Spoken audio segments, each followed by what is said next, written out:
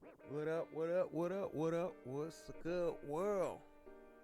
Welcome to episode 19, or is it 18, 19?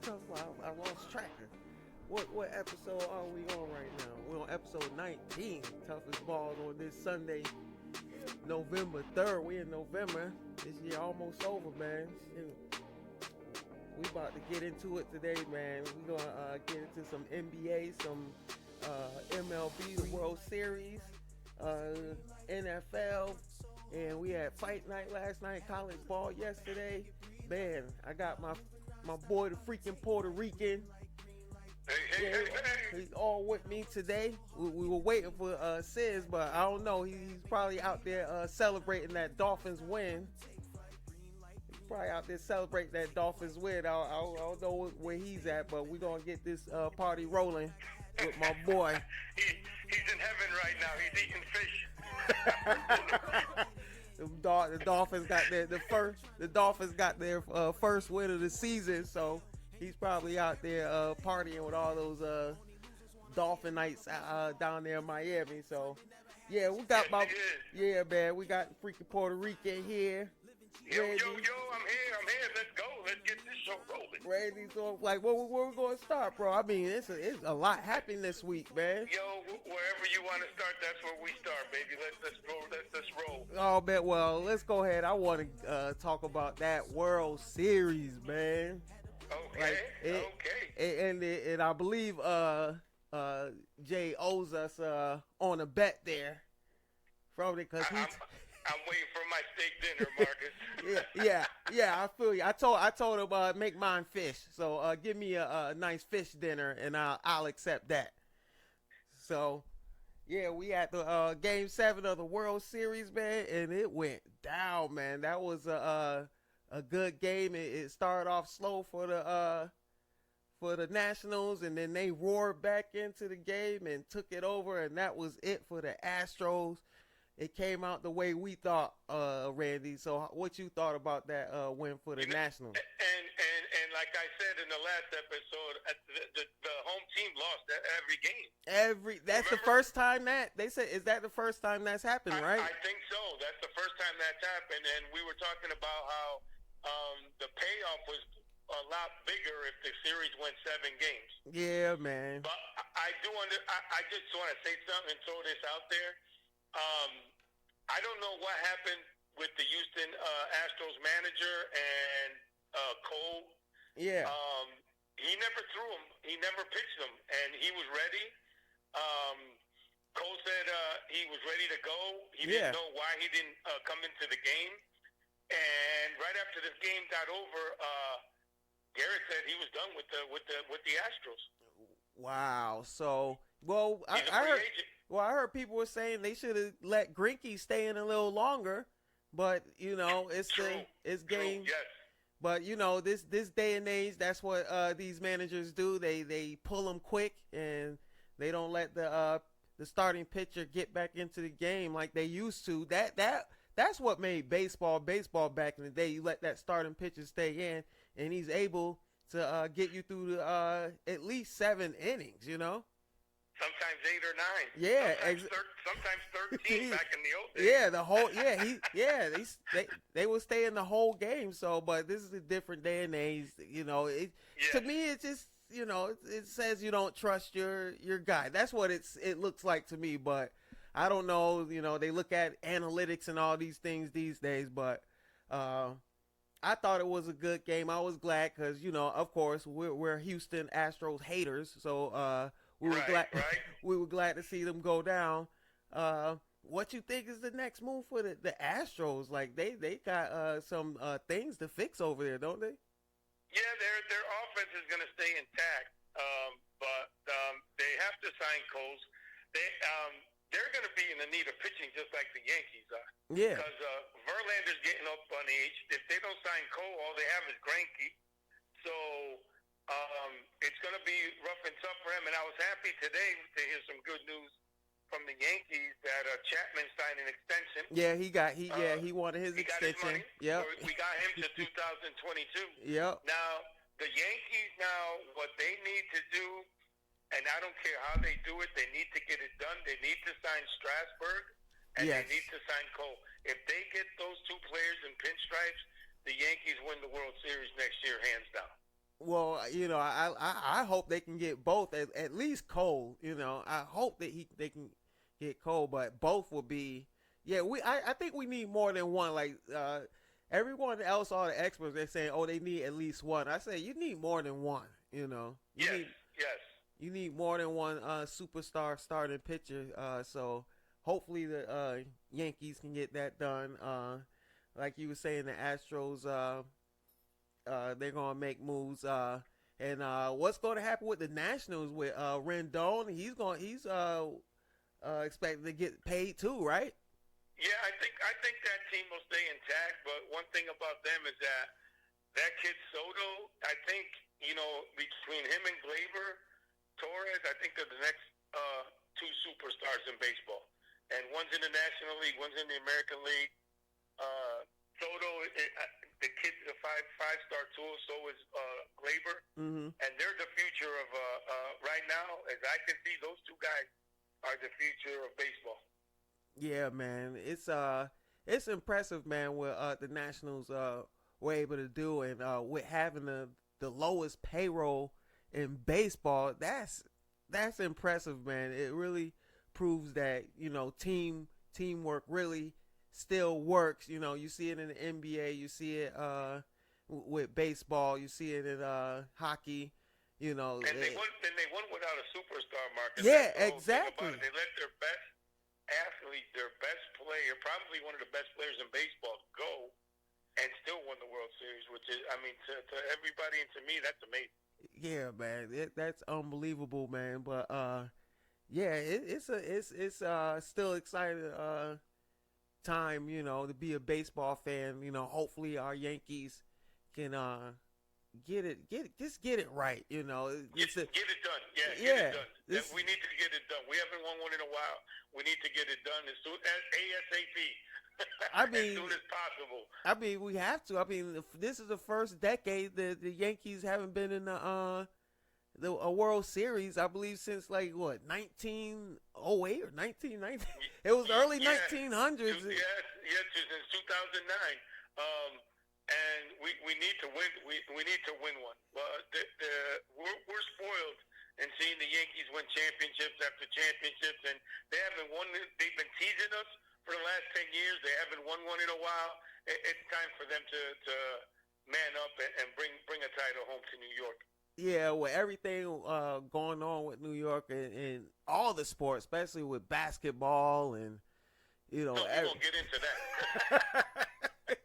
It's just crazy. You got the speaking, keeping it in New York. Over there in Queens, you got the Mets. They got a new hire manager and Carlos Beltran. What do you think about that hire? Love the hire.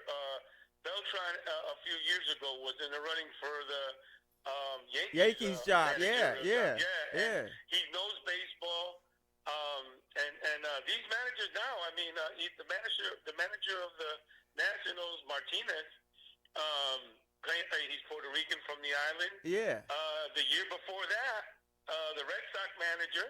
Yeah. Was Puerto Rican, and now Beltran's going to be hired by the Mets. So there's a lot of guys from Puerto Rico that know baseball that are getting hired to manage teams. Yeah. And I do believe Beltran has a good pitching staff over there. And if their first year players perform like they did next year, they're going to be okay. Mets are going to challenge. Yeah, that people been what they were expecting the Mets to challenge this year. Unfortunately, they weren't able to do it. I believe they said Eduardo Perez. He was also a finalist for the Mets job, but I think they got the right guy in Carlos, and hopefully this be a turnaround for Queens and just New York as a whole. Just get back to the old New York winning ways, that we remember back in the day. That's right. So yeah, that's a good hire by the Mets. Hopefully, like we said before, the Yankees can get a couple of starting pitchers, and whatever happens to the Astros happens to the Astros. I really do not care. I'm with you on the same boat. They've been they've been there 2 out of the last 3 years. They won one, they lost one. I mean, I don't see them. It's hard as it was like for the Red Sox this year to repeat as champions nowadays because every team gets better. Believe it or not, every year. Yep, every so winning back-to-back champiomships now. In baseball, it's very, very hard to do, and a perfect example of that was the Red Sox. They went from 100-something, 109, 110 game winning team to third place, fourth place finish in the American League East. So it's not as easy as everybody thinks it is. You got to have the right chemistry. You got to be injury free. You got to have breaks go your way. Yeah, exactly. It's tough to repeat. It's tough to repeat as champions. Yeah, man. Especially in baseball. Well, talking about teams that have been close, like the Yankees, the Dodgers. What are they going to do, man? Like, they've been ruling that division for the last 5 years. They got everything that they need. They got superstars. They got pitching. They got talent. Some teams can get it done during the playoffs. Some teams can't. And the Dodgers are one of those teams that, for somehow, I don't know if it's bad luck, a black cat goes through their stadium, something, they just can't get the job done for some reason. Do you think it's time for Kershaw to move on to the next team? Because I just don't think, like, in the regular season he gets it done every year, but the playoffs it just doesn't happen. Maybe a change of scenery, a new team to get a fresh start. Happen, but if you got that baggage with you, I don't know. I mean, there's some guys that can pitch in the World Series in the playoffs. Some guys can't. There's some guys that can pitch in certain cities. Look at Sonny Gray. Sonny Gray couldn't pitch in New York. He was a great pitcher for Oakland. Yeah. We picked him up for New York. He couldn't. The sun would never come out on Sonny Gray. It was always gray. So, and then now he goes to Arizona, and Sonny's having a good year over there. Well, that's why. I mean, it all depends on where you go, what city you're in, what pressures you feel. Because New York fans give it to you. If you don't perform in there, you're going to hear it. You're bound to get booed. A lot of the good players that have gone through there that couldn't get it done were booed. Gray was booed. Stanton was getting booed. There's a lot of others that were getting booed until they finally either got shipped out or traded or went on another team. They couldn't take the pressure of playing in New York. Yeah. With the whole Dodgers thing, maybe it's to their detriment. They will probably never let Kershaw go. I don't know. They've been trying to knock on the door for the past 5 years ago, just like the Yankees, and if they do, I hope the Yankees do get him because maybe he can pitch better in New York than Los Angeles. Well, shoot. Well, I would take him now. Like we need somebody that need a superstar. So we definitely would take him now. Yeah. I would not turn him away. So that would be, I think, a plus for the Yankees. But like I said, maybe the Dodgers, they just gonna hold on to him. We'll see what happens. There's gonna be a lot of new players with new teams. A lot of the winter baseball meetings are going to be fire this year. Believe me, they're going to have a lot of trades, a lot of free agent signing. It's going to be fun. Yeah, man. I can't wait, man. It's good. They're good with keeping the news going during the off season. So we're going to look forward to that before spring training starts next year. Right. Yeah. Right. And there's a lot of free agents that are going to be out there this year. The Rangers have 3. Kelly's leaving. Jones is leaving. Castillo's leaving. Yeah. Moustakas and Grandel from Milwaukee. Yeah. They're free agents. Wow. Man. Yeah, there's a lot of people. Marlon Castro, who used to play with the Yankees, is going to be a free agent. There's a lot of players that are out there that's going to make the winter trades real fun. What is baseball going to do with are these contracts going to keep growing? Because we all know it's not from ticket sales, and most of this is TV money that these players are getting. Are these contracts just going to get more bloated? Like they it's are. I believe they are, because we're living in the day and age now where, you're signing players for $300 million, and I mean the last amount that we saw in baseball was almost 252. Yeah.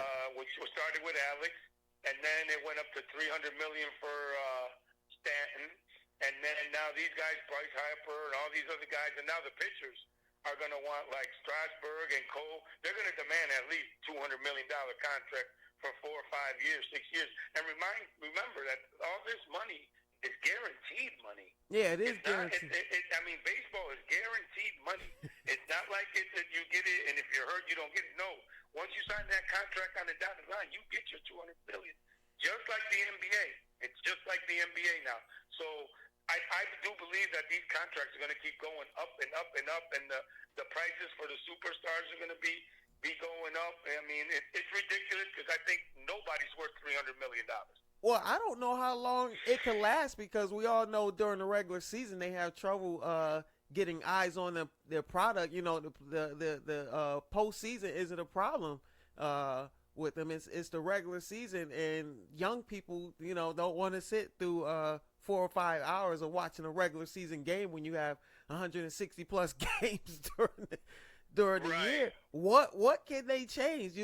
Is this trend with the juice balls and things is that going to think what are we going to get? Well, I'd rather see some people like to see a 2-1, 3-1 game, which goes a little faster. Yeah. Some people like to see a slugfest, 15-11, 13-10 games. Yeah. The Major League is trying to do something to speed up the game, which especially with the bullpen, with the pitching mound visits. Yeah. And now, which I'm all for this, and I'm all for a computerized strike zone. Yes, that's why I was going to say robot umpires, but I'm all for that, because I've seen the most terrible calls. Oh my God! We've seen some, I'm still a baby. I started watching mid '96 or so, but I've seen some horrible, come on. Well, I can't believe that those balls that they call on some people are strikes, and some strikes are not called. So I'm all for the computerized box to let the cameras and the technology decide if it's a strike. Have a little earpiece to the umpire and have it called down. Hey, that was a strike. Okay, it's a strike. Exactly. Hey, it's a ball. Okay, ball. Something like that to improve the game. Because these calls and these umpires are getting ridiculous, Marcus. They need to. I don't know if they need bifocals or they need magnifying glasses to see the plate. But some of these calls that they make are ridiculous. Well, some of them were just so old school. I remember some years ago watching a story about the umpires. I think it was Real Sports with Brian Gumbel, and they don't want to change at all. It's true. We gotta come and it's not about this old fashioned and the unwritten rules, and this is a business. It's still a business. You gotta evolve somewhat. So I'm with you, man. They need some type, maybe that with technology like that, they'll be able to get more eyes on the product. But they definitely need to do something, because even I get tired of sitting through regular season games. Especially. I don't mind getting rid. I don't mind sitting through the game if the Yankees are winning 13-2. But if they're losing 10-0, then we got a problem. Well, that's just our hypocrisy as being Yankees fans, We're gonna love it. We're gonna love it and hate it if it's not in our favor. So yeah, man. Hopefully, baseball they can trend up when it comes to attracting those young people, man. As we move on from baseball, bro, I want to before we get into the NFL, I want to talk a little NBA, man. And we were talking about it. Before we were talking about, I believe, last week or week before, about the whole trend of the dynamic duos, man. You got all the duos throughout the NBA, and we got so many guys that are contending. In your opinion, right now with the NBA just starting, who are the top duos in the game right now? Who should people be looking out for? Well, right now, I think LeBron and Anthony Davis are one of the top duels so far. Mm-hmm. Uh, the Houston guys over there, Westbrook Yeah, you got and Harden. they're Yeah, going to be good during the regular season. But like I said, regular season wins doesn't transform the team into the playoffs. It's a whole different season. Once the playoff comes, like we said before, coaches can make adjustments and take out one guy and have one guy beat you and so forth and so on. But I'm really looking at that Philadelphia 76er team. yeah, man. With Embiid and last night they went into Portland without Embiid. Went into Portland and beat them 129-128 in Portland, which is that's a tough place to play. That place gets loud, man. You know, they really like their team. You know, Damian Lillard, he leads that team, and that's a tough place to go in, especially during playoff time. So shout out to 76ers for getting that done. And that was very impressive for Philadelphia to win that. And one of the teams that's been impressive too, and no one talks about them, has been the Miami Heat. Yeah, man. They're playing. They starting the season off. They got some young guys down there. None. Yeah. They're playing good basketball. Boston, of course, is going to be there at the end. They're playing good basketball. And then you look at the Western Conference, where you have 8 teams. Well, actually, you have 10 teams that are playing 500 better. At in the regular season right now. So it's going to be tough for them teams. 2 of those teams are going to be left out of the playoffs, even though they're going to have probably winning records in the Western Conference. Yeah, man.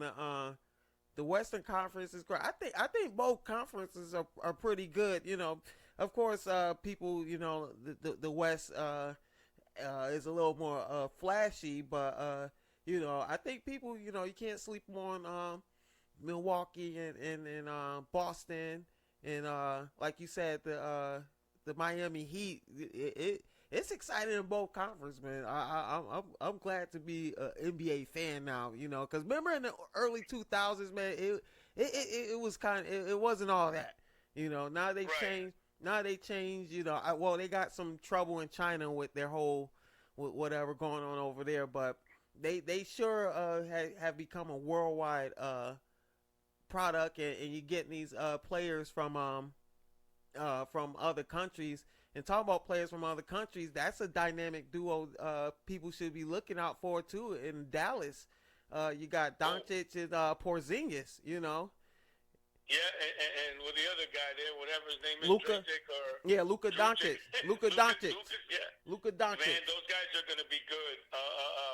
I mean, the season is going to be a lot of who knows, what if, what can happen, who stays healthy. But the parity down basketball in the NBA is ridiculous, because now you don't have, like I said before, the super threes anymore. Now you have super twos, and if you have bench players and role players now to go along with those two, then it's going to be a hell of a season this year in the NBA. And there's a couple good games that are playing on tonight. As we speak, the Lakers are going to visit San Antonio. Oh, that's tonight. A good one. Both teams are 4-1. The Jazz go into L.A. to play the Clippers. That's a good one. Teams. Yeah. And the Rockets are going into Miami tonight to play the Heat. Oh, so man. We got some pretty good games rolling in tonight. We're going to keep an eye on those games to see what happens. Oh, definitely, man. With all the football going on today, you got some good games on tonight, kind of competing for some eyes, you know. But yeah, talking about you brought up LeBron and AD earlier in LA. That other team in LA, we haven't got to see him with Paul George, and they're balling, and they're balling out already without Paul George. Yeah, and they're 4-2, and that's because Kawhi Leonard makes everybody else around him better. And we saw that last year when he took Toronto all the way to the championship. You got a guy that can make others around you better and perform at a better height, your team's going to be good. Exactly. And then, like you said, we still haven't even seen Paul George in the mix yet. So they're going to get a lot better once they get George back. That means one of the starters now will probably end up going to the bench, which will make their bench even stronger. Yeah, man. Like it's exciting to see what they do when Paul George gets there, and they're already balling out without him. And another thing is, right now, I believe, and I've been watching basketball for a long time, Kawhi Leonard is the best player in basketball right now. Bro, I said this last year, and Jay had to jump on board when I told him, like, you can't just look at one side of the ball. You have to look at both sides of the ball. And during the playoffs last year, he was defending the Greek Freak and blocking the shots from the Greek Freak. Like, dude, that's only CEOs is, boy. So you can, like, people can say, I believe I heard someone say Kawhi won't be able to check AD like that. I'm like, I'm not too sure about that. I think he can check anybody. I think he's that good. He can check anybody, and those hands he has, he probably could block anyone's shot. Like he's unbelievable. I was saying this, last year because LeBron, he used to be the best two-way player, but he doesn't defend. He takes time off on defense now. You never see Kawhi Leonard or Paul George is one too. They don't take time off on either side of the ball, and that's how you gotta rate a player on both sides of the ball. When he defends and how he gets other other players involved in the game as well, and he does it. Kawhi's he's like you said, best player in the world. Yeah, hands down, no doubt about it. Yeah, man, it's just unbelievable what's going on in the NBA. Excited to be a fan these days. But something is different this season, and that thing is Golden State Warriors, man. Like they're. Wow. I just looked at their starting lineup the other day compared to starting lineups from the past, and I think they had 4 rookies. Yeah. Or 3 rookies starting on the team. I mean, we all know now, since Curry went down, they're not going to be a playoff team. Nope. They're just going to go through the motions. Yeah, well, in a way, it's good because they get these guys that are rookies and everything experience. They get them in the flow, in the mix. They learn the NBA, rules, philosophies, and all that. But when they come back, when Klay comes back next year and Curry comes back next year and Draymond comes back next year, and maybe, who knows, they might sign somebody as a free agent. They still have D'Angelo Russell too. So, I mean, they're more looking toward a couple, not right now, but maybe next year, the year after that. They'll compete because they have heart of a champion, but they won't compete for a title. Well, someone's saying it was a kind of blessing in disguise, because maybe they can get a top pick as well in this year's draft. Look, they're not like you said, they're not going anywhere, especially in the West without Klay and now without Steph. I really highly doubt Draymond can gather the troops, because we all know he's a hothead. and that's not, he's the leader would lead by example, but I don't know if he can galvanize the troops to challenge, to do anything in the West this year. So right. We're going to go ahead and count them out. But wow, what a difference a season makes, man! It's just crazy. A couple players make. Well, they got a couple players. Like it's just a couple players, and everyone else they got rid of. Everyone else is gone. So right. Those role players are important. So they got D'Angelo Russell. Maybe he can have some good games, but I doubt him and Draymond can do anything out there with how tough the West is this season. Yes. Yeah, man. Yes. So it's going to be a battle for that team, but I don't see them going anywhere this year. And And Marcus, we got college basketball rolling around this week. Oh my God, are you serious? Man, and we got two of the best games coming up November 5th. Mm-hmm. We have number 1 Michigan State going against number 2 Kentucky. Oh, okay. And here's another one. And we got number 3 Kansas going against number 4 Duke right off the rip. What? So, yeah, we got 2 games. They're both going to be on ESPN on November 5th. The Kansas-Duke game is at 7 p.m. and then followed by the Kentucky-Michigan State 1 versus number 2 at 9:30. It kicks off the State Farm Champions Classic, and those 4. And I'm happy in a way because my team, the Louisville Cardinals, are ranked 5th this year. I didn't expect them to be that high, but wow. I guess the experts are the Associated Press is picking them to have a real good season this year. So let's see what happens with my team. Well, I think we're gonna need to start doing Facebook Lives with just basketball, man. This because we got a lot going on. It's here, baby. We're gonna have to separate some of these. I mean, we're gonna have to have just we gotta do our football.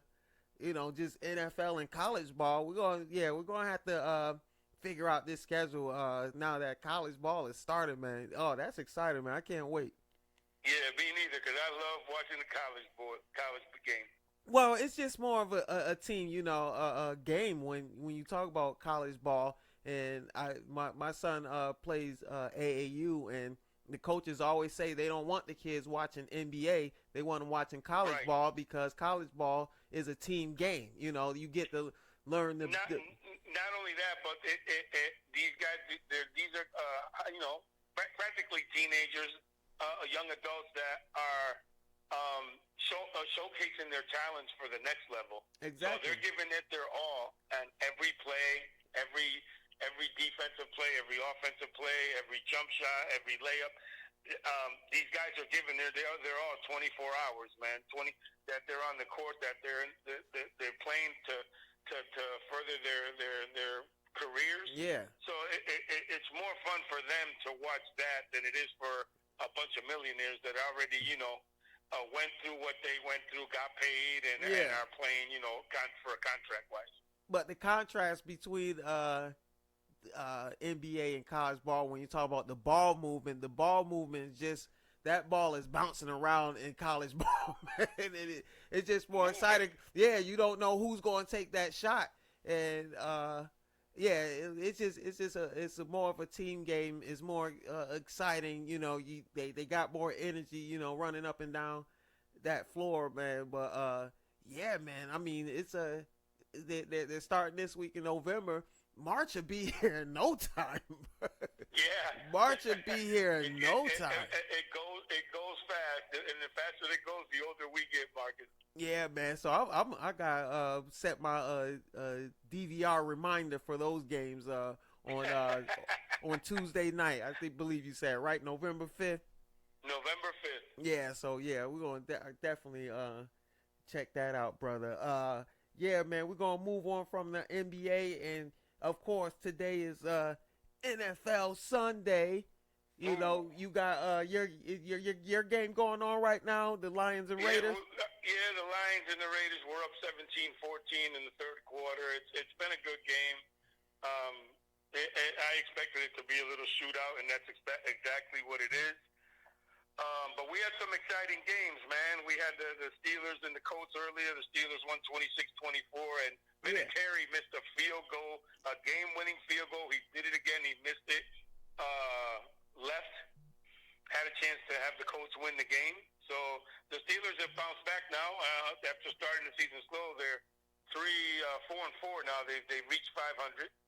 But everybody's, I guess, looking forward to that game tonight, man. The Patriots. Yep, and of course I'm geared up. And Jay's Dolphins finally won a game.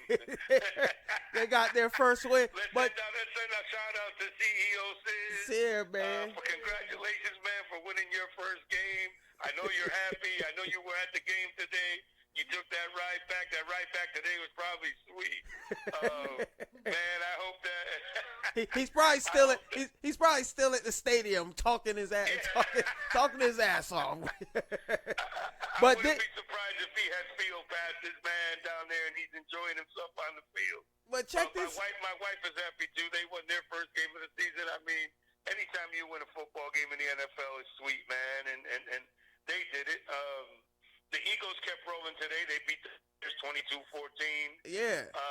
Chiefs were in a close one today. They came out. Yeah, they came out lucky with that one because Matt Moore, he's trash, man. Hey, you want to hear a shocker right now? I'm going to give you a shocker right now, Marcus. The Chargers are beating the Packers 9-0. Yeah, I got that. I got the TV on right now. Hopefully, we don't get any interference because I had to keep a game on this episode. Yeah, the Packers. Wow, man, this is crazy. That's I don't know what's going on over there. If Aaron Rodgers got hurt, but he's not playing, but something's happening over there. He's a show off. So Aaron Rodgers, he likes to make these unbelievable comebacks because he's done it against my Cowboys multiple times. So you just don't know with Aaron Rodgers. You can't count him out until the game is over. You know. And I don't like him either. I just like him when he plays the Cowboys because he always seems to beat them. So in unbelievable fashions, like the most unbelievable passes, and then he acts like, oh, this is just kids play. We do this in the backyard.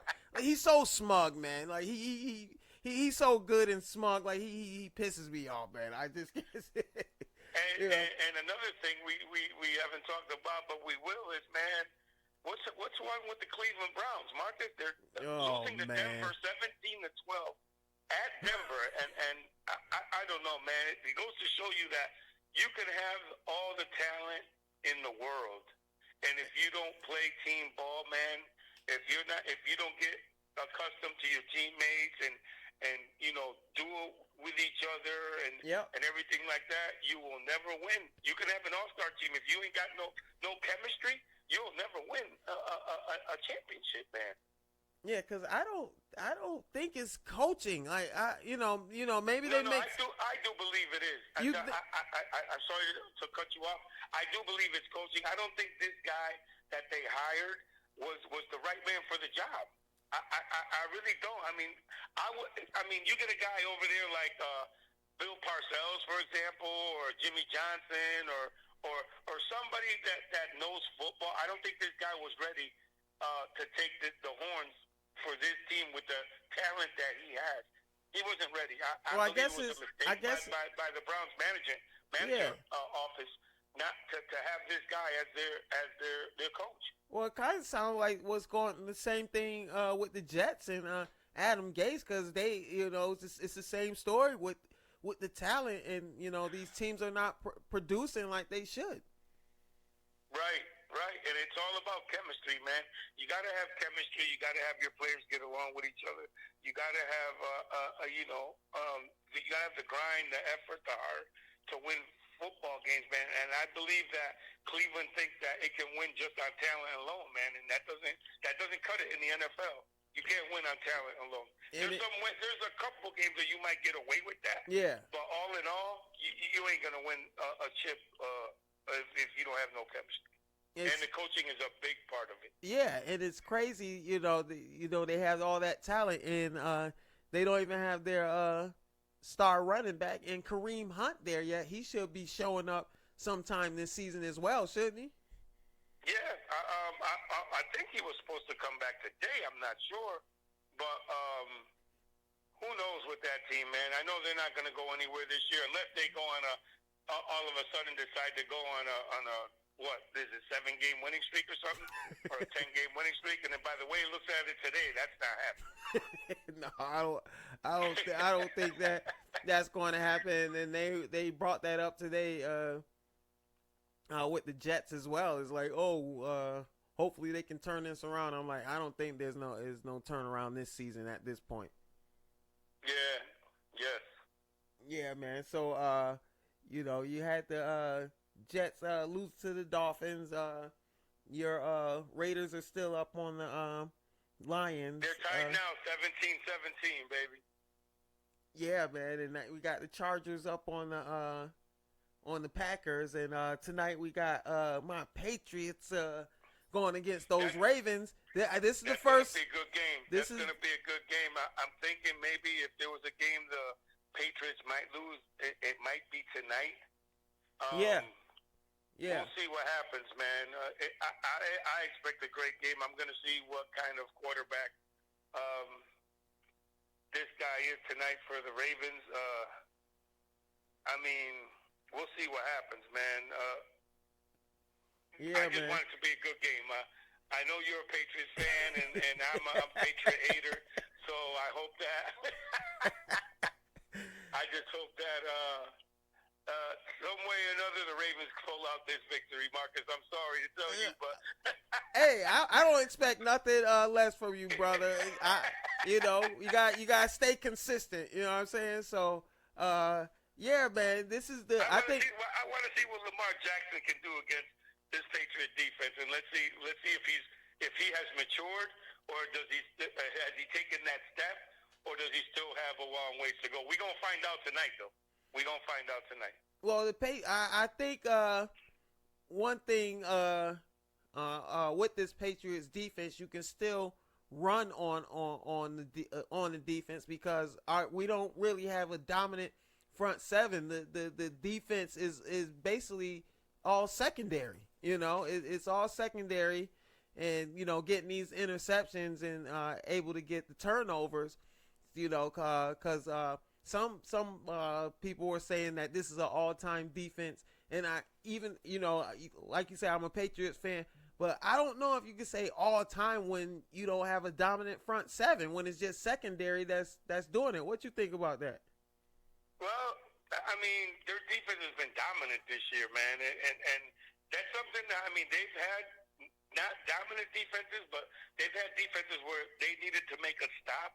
They would get that stop. Mm-hmm. This year's a little different, man. Their defense has been really lit. I mean, they're stopping teams, they're shutting out teams, they're doing things. But like I said before, I want to see what Lamar Jackson can do against this mm-hmm. defense, because the Patriots haven't prepared for a running quarterback. So that's why I mean they that's why I was saying you can run on the front seven. Against the Patriots. I do believe Belichick has a game plan for him, though. He's gonna he's gonna have somebody, a linebacker spy on him, keep him in the safe zone. He's gonna have somebody, all eyes on him one time. If you make that move, there's always gonna be somebody there. But the way that Jackson's been running the football, it's like kind of mystical, man. He'll make you miss, cut this way, go around that way. And I've been watching him do that in college. Yeah. When he was at Louisville, yeah. Man. He was like, man, like I was looking at this guy in college. I was like, wow, how can he make a defender miss like that? He won't be able to do that in the pros. And then I get he gets to the pros, and I'm watching the same thing. Well, I'm like, wow, this guy's still doing this against these guys. Yeah, I remember when he was in college, and my thing with him when he was college, he was so slim. I'm like, he's gonna need to put on some weight, and the Ravens, whatever program they have him on, he's put on that muscle. He's put on that weight. Right. He looks sharper. He's throwing the ball way better than he did college, and he's making guys look stupid when he runs. Yeah.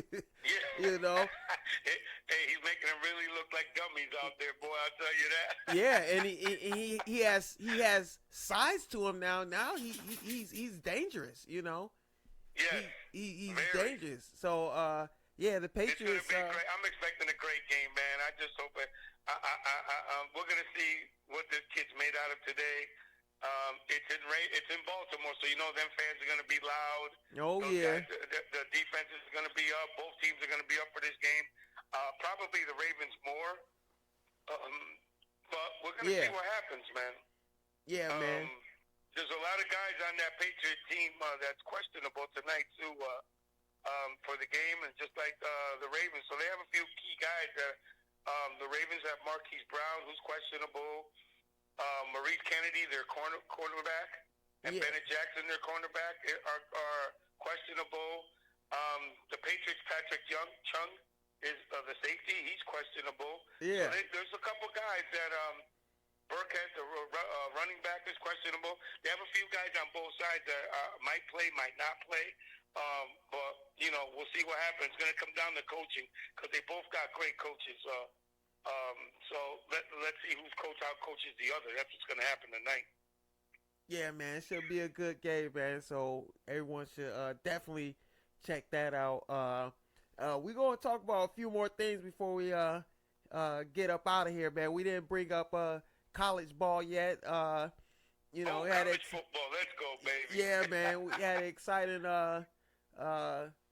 weekend in college ball, and let's go ahead and start with your Ohio State Buckeyes.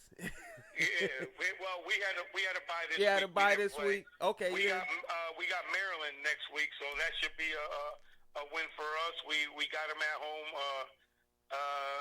at the shoe. They should be rolling along, and like the coach said, this team to me looks special. I believe that they're going to win a championship. I don't care what Jay Sizzle says. He says LSU. I say Ohio State. They just look. It's that how you have some teams like Washington this year in baseball that you just knew were going to get there once they got into the playoffs, and they had that magical run. That's how I feel about the Ohio State team. It's a special season. They got the best defensive player in football. Nobody can argue that. Chase Young is the best defensive player in football. He's going to win. He might even win. They even got him in the Heisman.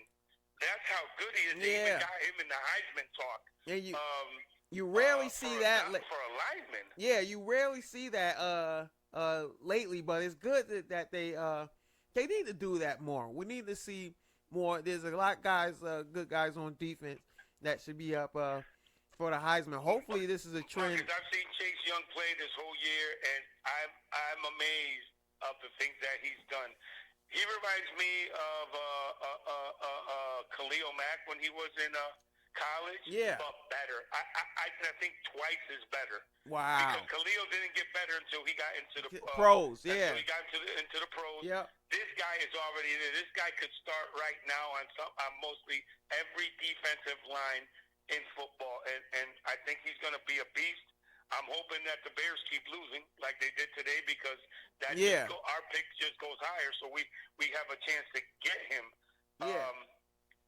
But yeah, man, I don't see it's going to be. I mean, LSU is there, and LSU and Alabama play next week. Oh number boy. 1 versus number 2. Oh boy. That's going to be a great game. I think it's in Alabama. That's another great game. Michigan rolled this week. They beat Maryland, the team that Ohio State plays next week, 38-7. Yeah.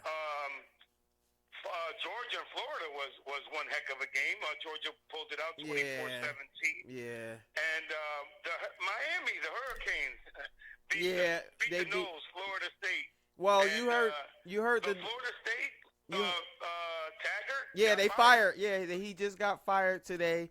I was hoping that would happen because I haven't really liked Taggart since he got there.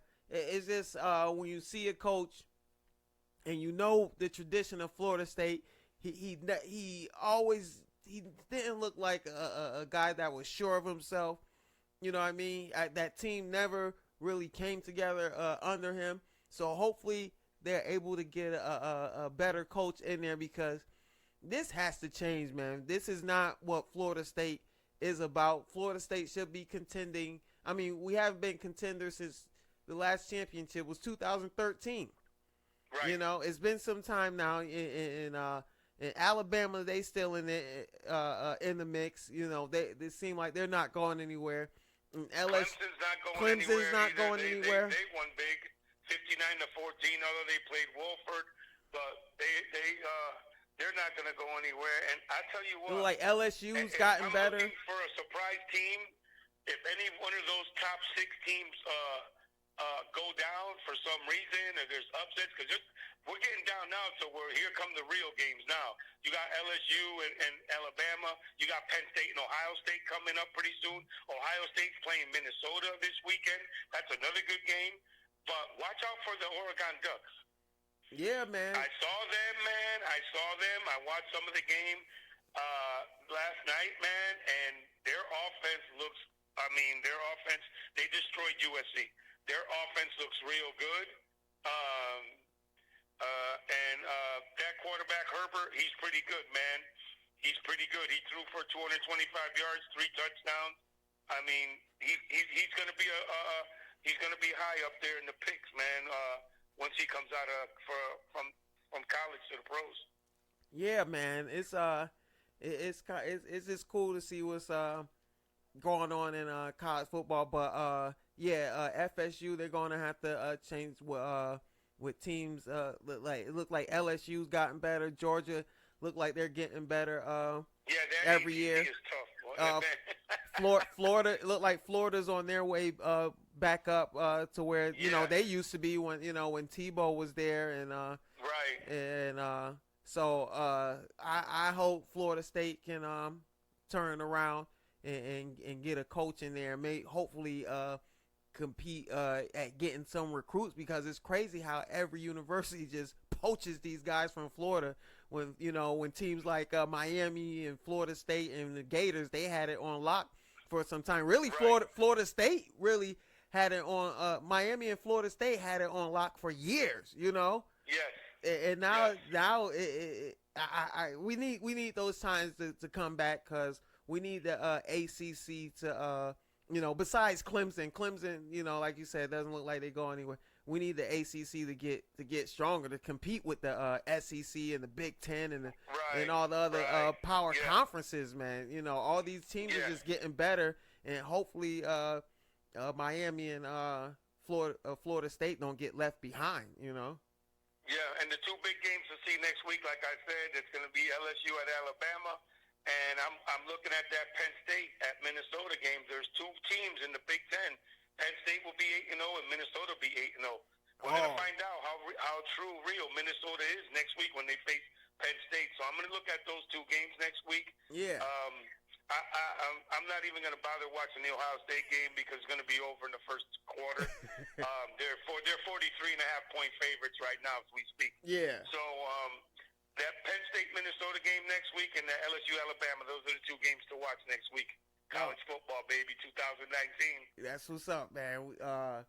Keeping it rolling as we move along from college football. Before we get up out of here, man, we got to talk about those big fights from last night, man. We had 2 big fights. We were talking about it earlier before we went on air. I watched the Masvidal and Diaz UFC fight, which was kind of upsetting, man, how it ended. And when you go in a title a match called the baddest MFer, I don't think you should stop it in that way. That's a disappointing with all the hype that went into this fight, don't you think? Well, I mean, yeah and no, because we all would have loved for the fight to go on longer, yes. But after I do believe Diaz was getting killed. I mean, he was taking some blows. Yeah. And I looked at that eye when you can't go against the doctor's decision, because you want to keep that eyeball in socket. I believe, man, if he would have kept going, he was going to get seriously hurt. I'm glad in the way they stopped the fight, even though we personally don't want it to stop. We want to see, the gladiators go at it and get killed. But Masvidal, he's a beast, man. Yeah, man. He goes in there, man, and he did what he had to do last night. He beat Diaz down, and we never forget about Diaz. One thing we forget about Diaz is he's a bleeder, man. He cuts. Yeah, he kicks cut easy. Anytime around, he's gonna bleed. And that brings a big thing into the fight. When you get hit and you bleed, there's always that thing about a fight being stopped. Yeah, that could be in boxing, anywhere. Yeah, I guess it's you seen him in fights with McGregor, and you seen him bleed, and you seen him come out on top. So I guess you're kind of right. You're right with the stopping it and don't want to mess up his eye there. But I mean, it went into the hype that went into this fight. I was really excited about it because I like both guys. I like Masvidal and Diaz. I was kind of hoping Diaz was able to get the win, but Masvidal, he's tough. He's tough, man. And I guess since with this win, I guess they're talking maybe a match between him and McGregor? Hey, man, I hope not because I think Masvidal would kill him. I hope so. I like seeing McGregor lose, though. So Jorge Masvidal, he would kill Conor McGregor. Conor McGregor, I think, is just all talk. He wants. Yep. He shouldn't even be in the ring anymore. He's all talk. He just wants the publicity and so forth and so on. And not to get in the ring with that guy now, the way he's training and everything like that, it'd be a big mistake for Conor McGregor. Well, he's Masvidal. He's that Miami street guy, and he's just tough. I like his swag. I like his swag when he brought Roberto Duran to the ring with him yesterday. Yeah, man. Yeah, man. I love that, man. And Roberto Duran is one of my favorite fighters of all time. He is my favorite fighter of all time, boxer of all time. Man, and to see Roberto back in the ring and happy and everything like that was really a thrill for me last night. Yeah, man. And plus that gave him more of an incentive too, bringing Duran to New York.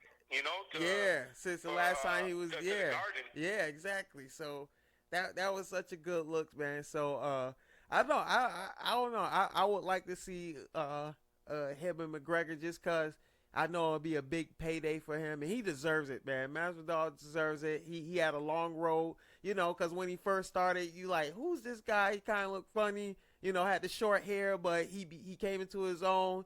I love his style, and hopefully he can just keep going up because I think he's a good representation for the UFC. They got John Jones, who's always, he's had his troubles in it. He's the number one, Yeah, he had his troubles in the past, but John Jones is my guy. I love John Jones, and hopefully Masvidal can be one of those representatives with hopefully pushing Conor McGregor out of the way, of that spot because it seemed like Conor McGregor calling the shots when he wants to fight now. So right.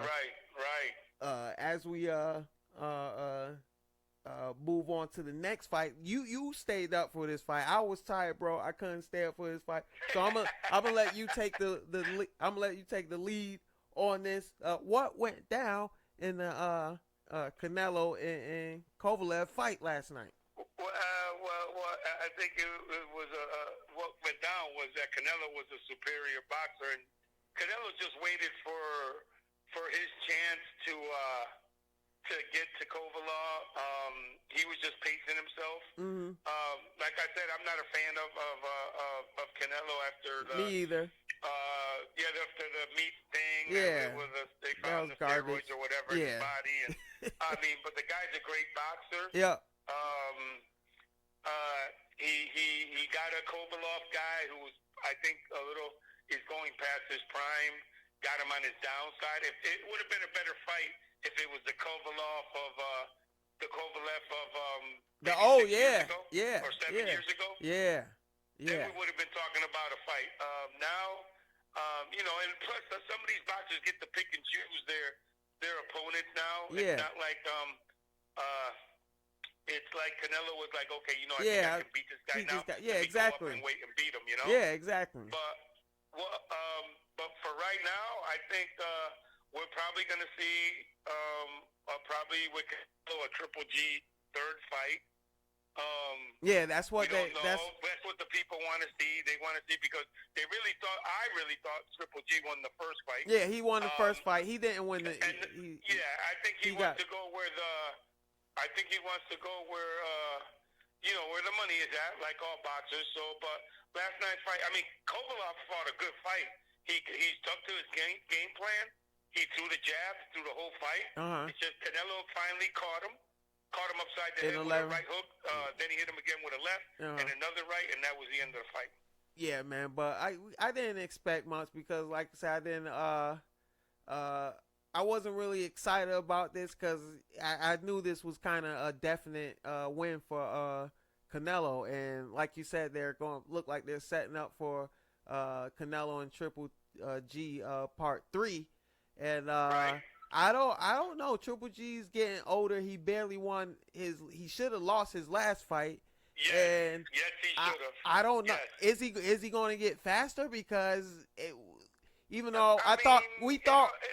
It all depends on Canelo if he wants to fight or not, because Canelo's the one that has the mainstay in the fights that he's going to fight and everything. It's going to be tough for Triple G to get that fight again. The promoter's got to come out and make the fight happen. I'm anticipating the next fight we're going to see, which is Wilder and Ruiz. That's coming November 23rd. And we have the Ortiz and Joshua fight coming up again, that rematch. So we got two good heavyweight fights coming up, man. Yeah, man. Coming up soon. But as far as Canelo and Triple G, we'll just see, because usually the people decide what fights they want to see. And we'll see what happens. We'll see if they can make that Triple G and Canelo third fight happen. Oh, definitely, man. So, like you said, we got those fights going on. I'm really looking forward to the Wilder fight.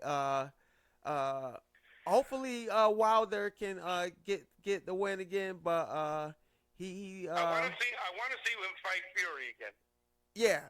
I think there's some finished business there with Tyson Fury. I want to see Wilder go. I want to see those two go at it again. Well, I believe if Wilder get this one, that fight should be happening early next year sometime. I believe they were saying. Yes. So we definitely need to see that. And we got, like you said, we got the Andy Ruiz and a fight coming up. Yeah, man. It's kind of cool that heavyweight boxing it has come back, because it was those years, man.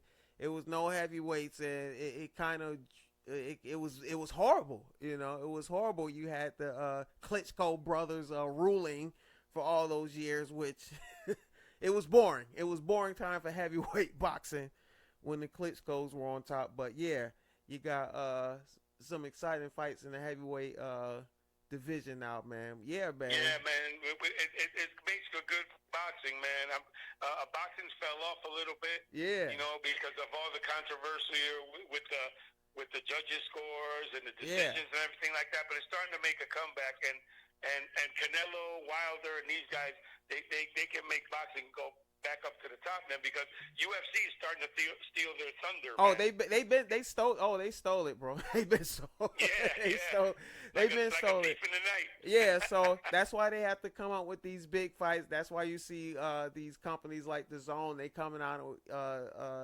You know, they got Canelo locked up in a contract, and they got Triple G locked up in the contract, and they're just trying to bring boxing back to that prestige. Now that HBO is out of the boxing business, I'm surprised. I'm still surprised about that. But I mean, you still got great boxing, you know, with Showtime and the Zone, and you got the premier boxing champions, you know, and Top Rank. And that's right. Yeah, that's man. Right. Yeah, it's exciting time to be a fight fan, you know, whether it's UFC or boxing, man. Jay, you know, it's just crazy. You got you got the black guy, you got the Puerto Rican, and the Italian is not a big boxing fan. Like, what kind of stuff is that, bro? Like, you know, we're doing. I've been watching boxing since the 70s. Me man. too. I was just talking about that with my son today. I was watching boxing since the 70s, and I was watching it when, you know, Roberto Duran and I was watching Ray Leonard. That's my favorite. Muhammad Ali. Yeah. All those guys, man, where they fought 15 rounds instead of 12. Back when they bang each other, and that's when boxing was boxing. Back when Howard Cosell was the commentator. That was the best, man. Yes. That was the best. These kids won't know what it was like to hear Howard Cosell call a live fight. You know, if you haven't just Cosell. Oh, man. They don't know, man. That was the best on ABC. What was it? Wide World of Sports, man. Wide World of Sports, man. That was the days, man. Well, freaking Puerto Rican, we about to get up out of here, man. I appreciate you. Great show today, man. That was a great show today, man. We talked about everything. We gonna get more live. Gotta do the Facebook Live. Yeah. I'm gonna send a shout out to CEO Sis. Yeah. Congratulations on your Miami Dolphin win. Enjoy it, brother. You might not see another one for the rest of the year. Well, hopefully that win didn't mess up their chances of getting the number one pick. So, yeah, man, that big shout out to CEO Sis and his Dolphins getting the win. I know he's out there having fun. But we about to get up out of here, man. Freaking Puerto Rican, I appreciate you, bro. Enjoy the video. Go ahead and plug your thing, man. Yeah, man. Everybody out there, hit me up 239-237-8164. The View TV, man. Cable with everything. You get all your sports packages, all your pay-per-view events, cable channels, local channels, movies. $40 a month, man. If you're paying over $200, $300, $100, even $80, man, hit me up. 239-237-8164. Freakin Puerto Rican, Fire Stick Business, baby. It's booming. Let's get that cable, man, and knock every other competitors off. That's right, man. Get your Fire Stick. I'm gonna be getting mine for this holiday season pretty soon, man. And before we get up out of here, make sure you follow us on social media at Toughest Balls on Twitter, on Instagram, on Facebook. That's TOUGHASBALL. Yes, on social media. You want to get at the show? You can email us at toughestballs@gmail.com, and make sure you check out the podcast on Apple Podcasts, on TuneIn, on Spotify. Make sure you download, subscribe, and interact with the show. Leave a comment. We want to hear from you. This has been episode 19 of Toughest Balls on this Sunday, November 3rd. I am Mark Brown. He is the freaking Puerto Rican, Randy. Freakin Puerto Rican! And we are up out of here. One.